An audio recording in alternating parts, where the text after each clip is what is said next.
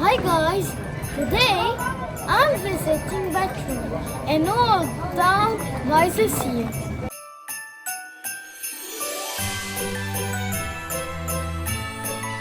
We went there in the afternoon and we started in St. Stephen's Cathedral, a big and beautiful church with a nativity scene.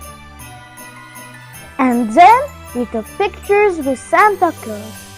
We continued our trip into the Christmas market.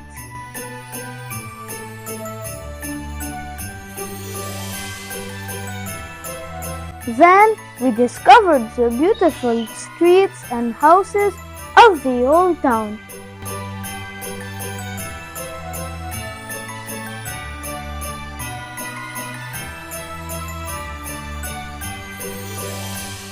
After that, we arrived to the Church of Our Lady of the Sea.